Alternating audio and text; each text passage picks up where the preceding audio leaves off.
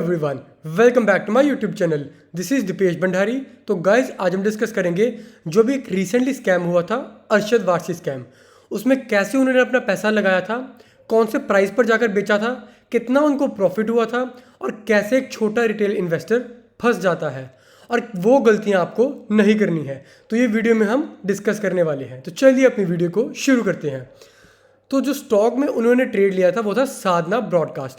इसका बाद में हम फंडामेंटल एनालिसिस भी करेंगे कि क्या इस कंपनी में एक्चुअल में पोटेंशियल था या फिर एक ये फर्जी कंपनी थी, यानी कि भंगार कैप थी एक। तो अब हम चेक करते हैं डेली बेसिस पर। सबसे पहले तो आप बिल्कुल चेक आराम से कर सकते हो कि क्या ये स्टॉक की हालत हुई थी। जब इसने टॉप लगाया था उसके बाद बिल्कुल एकदम से नीचे गया, थोड़ा सा रिट्रेस किया, फिर से नीचे, यानी कि इसने लोअर लो लगाने शुरू कर दिए थे। सबसे पहले मुझे ऐसा क्या लगता है, जहाँ पर मैक्सिमम वॉल्यूम होते हैं, आप ये एरिया चेक कर सकते हो, यहाँ पर मैक्सिमम वॉल्यूम होना शुरू हो गया था। अगर यहाँ पर मैं प्राइस चेक करूँ 1.85 रुपीज़ के आसपास, और वहाँ से लेकर के ऑलमोस्ट 3 रुपये के आसपास, यानी कि 1.5 रुपये से लेकर 3 रुपये के बीच में इन्होंने अपना पैसा लगाना शुरू कर दिया था। ये वही टाइम था जहाँ पर प्रमोटर ने भी अपना पैसा लगा लिया था, और ये वही टाइम था जहाँ पर अरशद वारसी ने भी अपना पैसा लगा लिया था। अरशद वारसी, उनकी वाइफ और उनका ब्रदर तीनों इस चीज़ों में मिले हुए थे, और प्रमोटर ने भी अपना इधरली साइड पे स्टेक बढ़ा लिया था, क्योंकि सभी को पता था कि अगर हम इसको थोड़ा प्रमोट करेंगे, रिटेल इन्वेस्टर कोई फंडामेंटल चेक तो करता नहीं, हमें फंडामेंटल एनालिसिस चेक करना तो आता नहीं है ना, हम टेक्निकल पढ़ते हैं। हम क्या करते हैं, चलो इतना पैसा लग गया, इतना शेयर बढ़ चुका है, हम भी ले लेते हैं, हो सकता है यहाँ से ये 100 गुना हो जाए या फिर 100 रुपये का भाव हो जाए, 3-4 गुना, 5 गुना, कुछ भी हमारा पैसा हो जाएगा। क्योंकि थोड़ी सी हमें 2-4 ऐड दिखती है, कुछ न्यूज़ दिखती है, हमें पता लगता है किसी सेलिब्रिटी ने पैसा लगाया, तो हम आराम से अपना पैसा उठा करके अपना हार्ड अर्न मनी ऐसे स्टॉक्स में लगा देते हैं जिसका जीरो होना निश्चित ही होता है। तो इन्होंने किया क्या, इस रेंज के बीच में कहीं पर इन्होंने अपना पैसा लगाना शुरू कर दिया था, 1.5 से लेकर 3 रुपये के बीच में। उसके बाद क्या हुआ, शेयर ने ऊपर जाना शुरू कर दिया था। ऊपर जाते जाते यहाँ पर थोड़ा सा इन्होंने होल्ड किया इसको। उसके बाद अगेन जब एक बार और पुल बैक लिया, तो यहाँ पर आप देख सकते हो वॉल्यूम, कितने बड़े वॉल्यूम यहाँ पर बनने शुरू हो गए, यानी कि इस रेंज हाई क्या लगा 34 रुपीज़ का। कितने पे इन्होंने उठाया था, 1.5 से लेकर 3 रुपये के आसपास। इन्होंने यहाँ पर कहीं यहाँ पर अपना स्टेक निकालना शुरू कर दिया था, यानी कि ऑलमोस्ट 20-21 रुपये से लेकर के 30 से 32 रुपये के आसपास इन्होंने अपना स्टेक निकालना शुरू कर दिया था। अब आप खुद सोचो, 1.5-2 रुपये वाला शेयर जब 20-25-30 रुपये बिकता है, तब आपका पैसा 10 गुना हो जाता है। बट अनफॉर्चुनेटली आपका पैसा नहीं था, ये पैसा प्रमोटर का था, और ये पैसा अरशद वारसी का था, जिन्होंने इतना बड़ा प्रॉफिट बुक किया था। अब रिटेल इन्वेस्टर कहाँ फंसता है, अब स्टॉक मार्केट की सीधी सीधी एक चीज़ है, कोई बेच रहा है तभी कोई खरीद रहा है। अब जो बेच गया वो तो अपना पैसा प्रॉफिट बुक कर गया, अब जो खरीद गया वो कौन था, क्या वो DIA था या FII था या कौन था, वो था रिटेल इन्वेस्टर। यानी कि जो हम जैसे लोग हैं, हमने क्या किया, यहाँ पर शेयर बढ़ रहा है, यहाँ पर खरीद लेते हैं, ये और ऊपर जाएगा। ये सारा का सारा जो भी माल था वो हमें इनडायरेक्टली हमें पेस्ट हो गया, उन्होंने कॉपी किया, हम पर पेस्ट कर दिया, और हम आराम से इधर से लॉन्ग टर्म इन्वेस्टर बन गए। क्योंकि हमें स्टॉप लॉस कुछ पता नहीं है, बेकार शेयर में हमारे लगाने की पुरानी आदत है। हमें वो शेयर पर पैसा लगाना चाहिए जहाँ पर एक अच्छा फंडामेंटल एनालिसिस भी हो, जहाँ पर टेक्निकली भी चार्ट अच्छे स्ट्रॉन्ग हो, वहाँ पर आपका पैसा मल्टीप्लाई हो सकता है। बट अगेन वो आपका एक दिन, एक महीना या फिर 6 महीने में 5 गुना 10 गुना कुछ भी नहीं होने वाला। इट टेक्स टाइम, ओवरनाइट कुछ भी नहीं होता। आपका 2 साल 3 साल बाद अच्छा पैसा बन जाएगा शेयर मार्केट में, अगर आप अच्छी कंपनी में पैसा लगाओगे। अगर ऐसे भंगार कैप में लगाओगे, आपका पैसा जीरो हो जाएगा, आप बर्बाद हो जाओगे स्टॉक मार्केट में। अब आप चेक कर सकते हो, कुछ लोग मेरे को कहते हैं कि सर हायर हाई कैसे बनते हैं, तो वो भी आपको मैं उसकी फॉर्मेशन बना के दिखा देता हूँ। हम इधर से शुरू करते हैं, यहाँ से लेकर ऊपर का पॉइंट, थोड़ा सा ये नीचे आएगा बट अपनी सपोर्ट को टच नहीं करेगा, फिर अगेन थोड़ा ऊपर जाएगा, फिर थोड़ा सा नीचे आएगा, फिर से ऊपर जाएगा, और अगेन थोड़ा नीचे आकर के और ऊपर जाएगा। ये होते हैं अच्छे शेयर्स, ये ऑलमोस्ट इसके आसपास, इसको मैं थोड़ा क्लोज कर देता हूँ। तो ये होते हैं अच्छे शेयर्स की पहचान, यानी कि जो नीचे से शुरू हुए, अपना लोअर हाई लगाए, यानी कि जो भी इसने लो लगाया था, जो स्विंग लो लगा था, वो उसको ना काटे, और जो हाई लगाया था वहाँ पर अगली बारी वो सपोर्ट ले। यानी कि अगर यहाँ पर हाई लगाया तो यहाँ से सपोर्ट ले लिया, यहाँ पर हाई लगाया यहाँ से सपोर्ट ले लिया। अगर सपोर्ट ब्रेक हो जाता है तब मीन्स ऐसा भी हो सकता है कि एक बार मैं आपको यहाँ से कंटिन्यू करके दिखा देता हूँ। इसके बाद क्या हो सकता है, फिर यहाँ पर लगाने के बाद वो क्या हो सकता है, शेयर थोड़ा सा नीचे आएगा, अब एसएल बनना शुरू होगा। इसको बोलते हैं लोअर लो, यानी कि ऊपर जाएगा, फिर थोड़ा नीचे आएगा, फिर से थोड़ा सा ऊपर जाएगा, यहाँ पर रिट्रेस करेगा और फिर नीचे आएगा।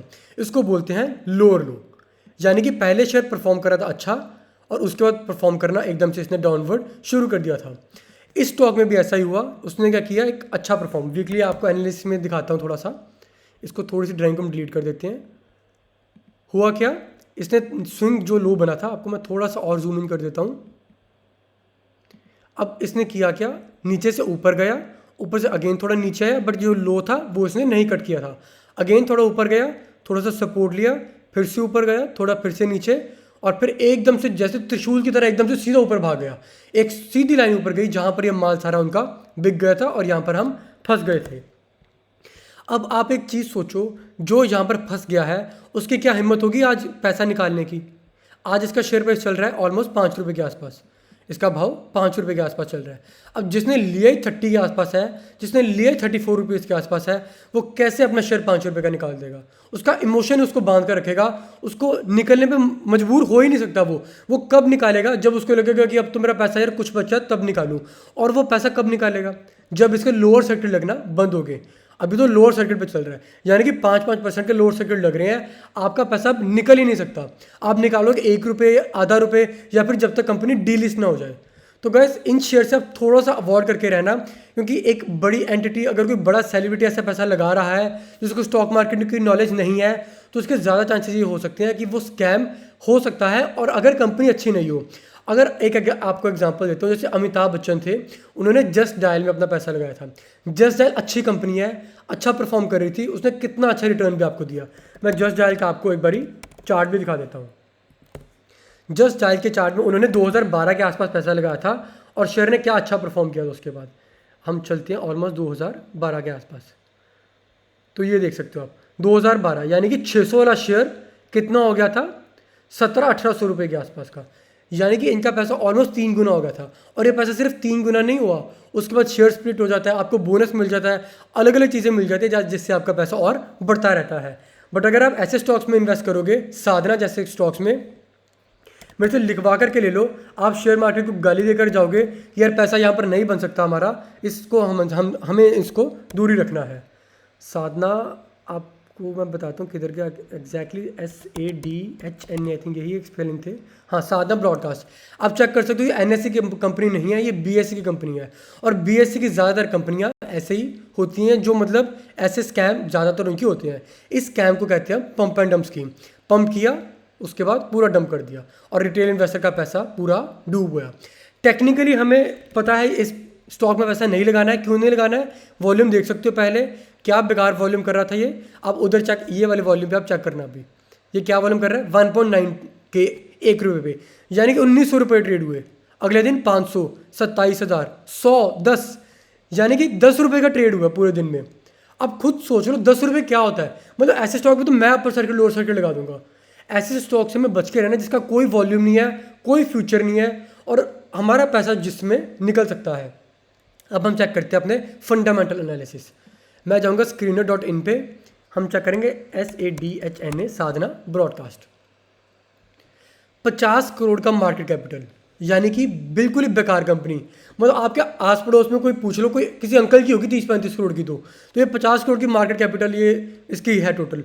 मतलब आप ये चेक करो। अब आपको मैं बताता हूँ बुक वैल्यू कितनी है, 1.43।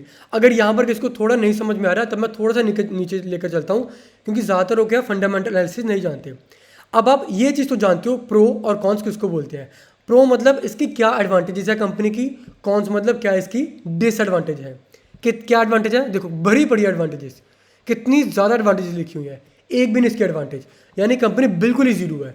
उसके बाद कॉन्स भरे पड़े हैं, ये देख लो आप, 1 2 3 4 5 6, ये 3.4 टाइम्स अपनी बुक वैल्यू पे ट्रेड कर रहा है, यानी कि अपनी औकात से 3.5 गुना ज़्यादा ट्रेड कर रहा है।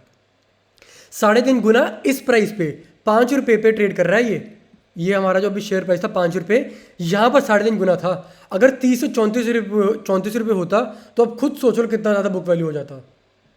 उसके बाद लो ICR है इसका, interest coverage ratio, promoter holding has decreased over 9.5%। अब इसका मतलब समझो क्या है। प्रमोटर को खुद विश्वास नहीं मेरी कंपनी बढ़ेगी, तो आपको कैसे विश्वास हो सकता है कि उसकी कंपनी बढ़ेगी। प्रमोटर ने खुद अपना माल 10% निकाल दिया था ऊपर वाले भाव के आसपास, यानी कि इसके आसपास प्रमोटर खुद निकल चुका है, तो आप कैसे इतना कॉन्फिडेंटली बोल सकते हो कि ये शेयर ऊपर जाएगा। आपको ये चीज़ें चेक करनी पड़ेंगी before investing in any stock, या फिर कोई भी आप ट्रेड अगर पंच कर रहे हो, आपको एक बार चेक करना पड़ेगा कि वो कंपनी कैसी है, क्या वो कंपनी अच्छी है या कंपनी हमारा पैसा लेकर के भाग सकती है। पुअर सेल्स ग्रोथ, सेल कुछ हुई नहीं पिछले 5 साल से, यानी कि नेगेटिव ही सेल हो रही है इनकी। प्रमोटर होल्डिंग इज लो 25.6%, पूरा मतलब जो अच्छी कंपनी होती है वो 65, 70, 75, यानी कि प्रमोटर को खुद पता है कि भाई 65 से लेके 75% के बीच में मेरी प्रमोटर होल्डिंग है, अगर शेयर बढ़ेगा तो मेरे पास ज़्यादा पैसा बनेगा। इसको खुद विश्वास नहीं है बंदे को, तो आपको कैसे विश्वास हो सकता है। उसके बाद चलते हैं लो इन ROE यानी कि रिटर्न ऑन इक्विटी इसकी 2.53 है। वॉरेन बफे ने क्या कहा था, ऑलमोस्ट 20 से 25 के आसपास आपकी ROE होनी चाहिए, इसकी ROE है 2.5%, बहुत बकवास है। हम और नीचे चलते हैं। सेल्स कितनी कर रही है ये हर क्वार्टर में, इन करोड़ है तो 1.91 करोड़, 3.65 करोड़, 5.15 करोड़ के आसपास। भाई कोई कंपनी नहीं है, कोई फ्यूचर नहीं है इसका। मैं और नीचे लेके चलता हूँ। सेल्स हम पूरी ईयरली देखते हैं, 23 करोड़, 22 करोड़ सेल्स अब देख लो घट रही है, 55 करोड़, 55, 34, 22, 23, यानी कि सेल डिक्रीज हो रही है। प्रॉफिट हम चेक करते हैं, है ही नहीं कुछ भी। 1 करोड़ का प्रॉफिट, 1 करोड़ का प्रॉफिट क्या होता है कंपनी के लिए। अब जो कंपनी 55 करोड़ की सेल कर रही है, 1 करोड़ मतलब ये आप क्या कह सकते हो, ब्लैक का काम भी हो सकता है, या फिर कंपनी फर्जी आप मान के चलो। 55 में से 1.5 करोड़ का, 1 करोड़ का प्रॉफिट, फिर 1.5 करोड़ का, फिर 88 लाख का, ये लो माइनस में ही आ गई कंपनी। 11 लाख रुपए इन्होंने अपनी जेब से निकाल करके दिए, 11 लाख लॉस में थी, 31 लाख माइनस 2.09, यानी कि जो ये TTM बेसिस है वो इसका माइनस 2.09 करोड़ के आसपास है। और मार्च के महीने में 23 करोड़ का जो था वो 0.31 लाख, मतलब आप खुद सोच लो 23 करोड़ की जो सेल कर रहा है वो सिर्फ 31 लाख का मतलब नेट प्रॉफिट निकाल पा रहा है, तो कैसी कंपनी होगी। इसमें मैं आपको क्या ही कमेंट करूँ, आप खुद इतने समझदार हो। उसके बाद नीचे कैश फ्लो बिल्कुल ही जीरो, आप चेक कर सकते हो, कुछ भी नहीं है कंपनी, कुछ भी नहीं है इसमें। कोई एक चीज़ ऐसी मेरे को अभी तक दिखी नहीं है जिसमें मैं बोल दूँ हाँ भाई इसमें ये अच्छा है, इसमें पैसा हम लगा सकते हैं। एक भी चीज़ मेरे को कोई बता दो आप। शेयर होल्डिंग पैटर्न घट रहा है और घट रहा है। प्रमोटर्स पब्लिक के पास आप चेक कर लो, पब्लिक के पास कितना ज़्यादा माल पड़ा है, 67%। फिर उसके बाद सितंबर दिसंबर 74%। भाई मेरे 74%, मतलब तुम ही कंपनी चला लो ना, फिर प्रमोटर के पास क्या रखा है स्टेक, तुम ही कंपनी चलाओ 74%, क्योंकि तुम्हारे पास ज़्यादा इक्विटी होगी। 50 करोड़ की कंपनी है, अगर 25 करोड़ का कभी मैं डाल देता हूँ, मतलब आधी कंपनी तो मेरी होगी। ऐसी कंपनी से आप दूर रहो। ये मैं आपको लास्ट में अपना यही बताना चाहता हूँ कि ऐसे बड़े जो सेलिब्रिटी होते हैं, अब आप बोल रहे हो अरशद वारसी ने पैसा कमाया, कितना पैसा कमा गया, 37 लाख रुपीज़ उनकी वाइफ ने प्रॉफिट बुक किया, 30 लाख रुपीज़ के पास अरशद वारसी ने बुक किया, और उनके भाई ने ऑलमोस्ट 10 लाख रुपए किया, यानी कि ऑलमोस्ट 77 to 80 लाख के आसपास इन्होंने प्रॉफिट बुक कर लिया। और जो इन्होंने प्रॉफिट बुक किया वही 80 लाख रुपए एक रिटेल इन्वेस्टर का डूब गया है।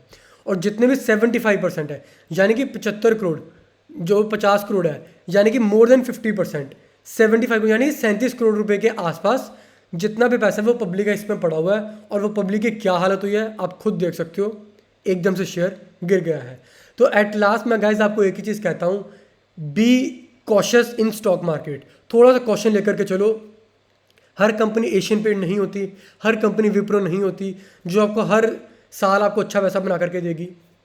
ऐसी कंपनी से दूर रहो, बच करके रहो, तभी आपका एक अच्छा पैसा बनने में आपको मिल सकता है शेयर मार्केट में।